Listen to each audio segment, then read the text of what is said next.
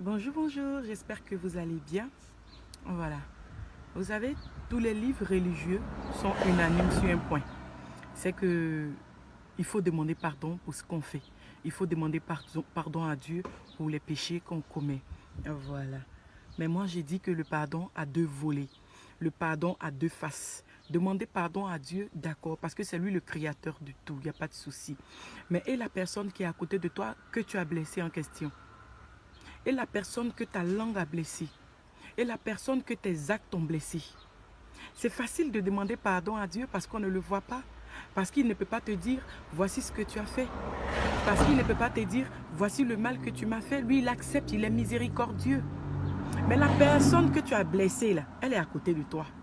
La personne que tes actes ont fait pleurer, là, elle est à côté de toi. Tu ne peux pas dire des choses sur quelqu'un qui ont détruit sa vie et te contenter d'aller dans une église demander pardon à Dieu seulement. Tu ne peux pas poser des actes qui ont détruit la vie de toute une famille et te contenter d'aller mettre ton front à terre pour prier Allah seulement pour dire que tu as demandé pardon. Quand tu demandes pardon à Dieu, il n'y a pas de problème. Et celle que tu as blessée, là, qui va lui demander pardon? Quand tu as demandé pardon à Jésus, il n'y a pas de souci. Mais la famille que tu as détruite, là, qui va leur demander pardon? Pour que le pardon soit valable, il a deux aspects. Il doit avoir deux faces. Tu demandes pardon à Dieu, d'accord. Mais si la personne que tu as blessée la vit toujours, si la personne que tu as fait pleurer la vit toujours, là, va lui demander pardon. Va dire, je reconnais ce que j'ai fait. Parce que la personne là se promène avec le poids là sur son cœur. Cette personne là se promène avec les larmes dans ses yeux. Et tant que la personne là va pleurer, va avoir ce poids là.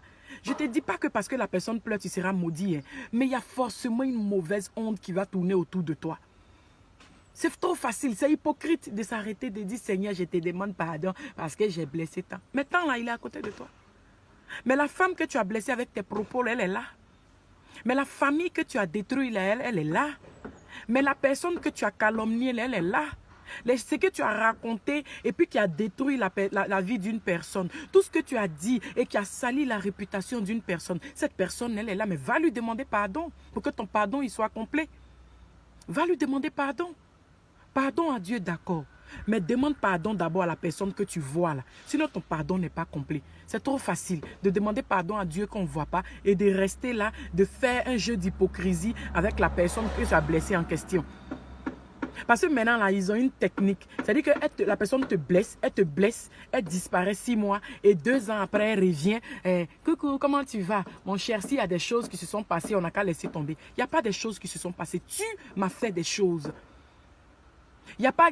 Non, je te demande, on n'a qu'à laisser tomber si j'ai eu à te blesser. Ce n'est pas une histoire de si tu as eu à me blesser. Tu sais ce que tu m'as fait. Donc, demande pardon. Voilà. On demande pardon à Dieu. Mais soyons vrais. Demandons pardon à ceux qu'on a blessés d'abord. Donc, il ne faut pas te fâcher. Bisous.